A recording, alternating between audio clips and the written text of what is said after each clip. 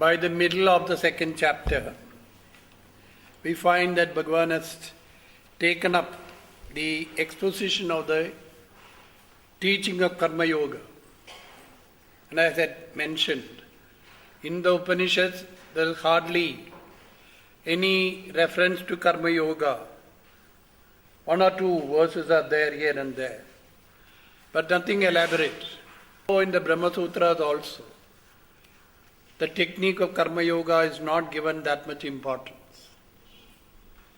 But fortunately for us, through the work that Vedavyasa was able to do, through the Bhagavad Gita and through the various episodes in the Mahabharata, we are able to gain a much better insight into how it is possible to transform karma into yoga.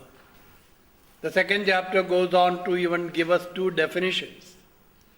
Samatvam yoga uchyade, yoga karmasu kaushalam. Two verses of the Gita which have become very popular comes in this chapter. So thus, from the viewpoint of the man in the world, to whom the Gita is addressed, the Gita is not addressed to a person who has retired from life or who is planning to retire from life. It is meant for a person who is in the thick of it. Name partasti kartavyam trishu lokeshu kinchana nanavaptam avaptavyam vartayevata karmani. Bhagavan says in the third chapter, there is nothing that I have to gain through action, which I have not gained. And yet I am incessantly, tirelessly engaged in action. So in order to set an example to the world, Lord Himself comes down to us as an ordinary mortal and takes on the teaching of Karma Yoga as His own special contribution, I would say, as an avatara, to the teaching of karma and the transformation of karma as a yoga discipline. How can I make action a means for spiritual evolution, spiritual growth?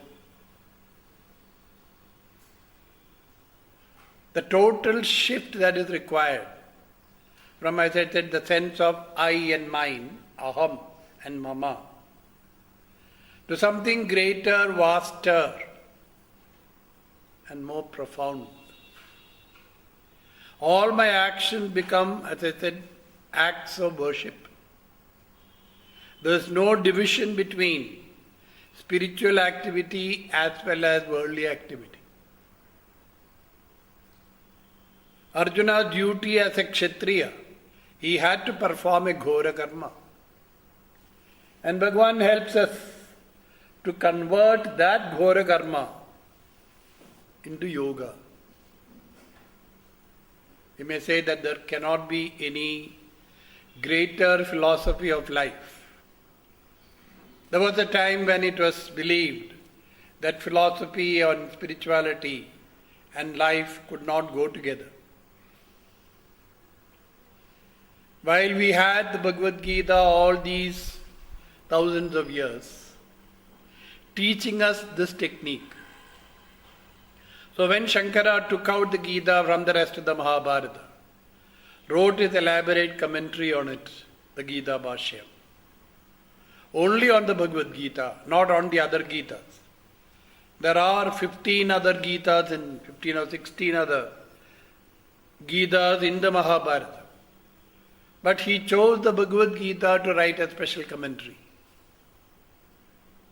He who came on the spiritual horizon of Indian history, at a time when Karmakanda portion section of the Veda was dominating, when spiritual teaching and various psychological disciplines have been totally transformed by Buddhist teachings.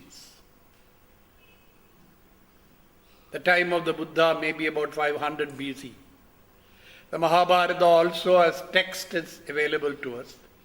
is almost the same period, 400 to 500 BC. And it is in the Mahabharata we find the teaching of Karma Yoga.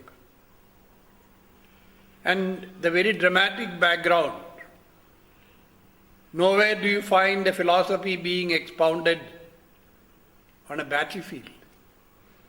The Bhagavad Gita, we find that. When Bhagavan says, Yoga Karma Su Kaushalam, it is the dexterity, the skill in action is yoga. Samatvam Yoga Uchyate, the equanimity of mind toward the karma phala. That is yoga.